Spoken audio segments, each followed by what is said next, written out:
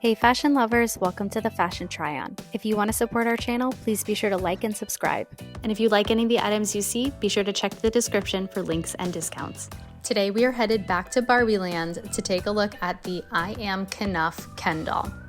Now, many have been saying that Ken is actually making a comeback. While if you were a Barbie collector or are a Barbie collector, you might have the impression that Ken is kind of, an add-on or like not really the star of the show. I do see that Mattel has been coming out with more Ken dolls as a result of the Barbie movie. We had the Mojo Dojo Casa House Ken doll, which actually got a lot of popularity. I think one even sold for like $10,000 before it was released. So that's very interesting. And then we also had the Beach Ken, which didn't really do much on the reselling market. And now we have this I Am Kenough Ken.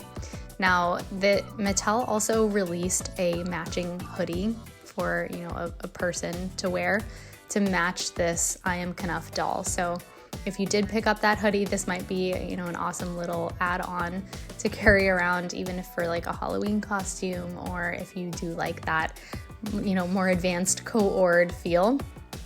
This one I do see having resold on StockX for $120, whereas the original price was $50. Now, I Am Kenough sweatshirt is kind of like this fleece hoodie material, and then on the pants you have this really cool like lightning impact on a black pant. It does come with a stand, and you do get the typical Barbie box. So it does come in the branded Barbie The Movie box. Greetings from Barbie Land, wishing you the best day ever.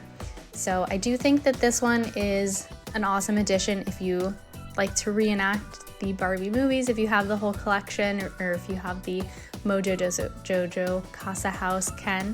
This could be a nice pairing to whole out your Ken collection.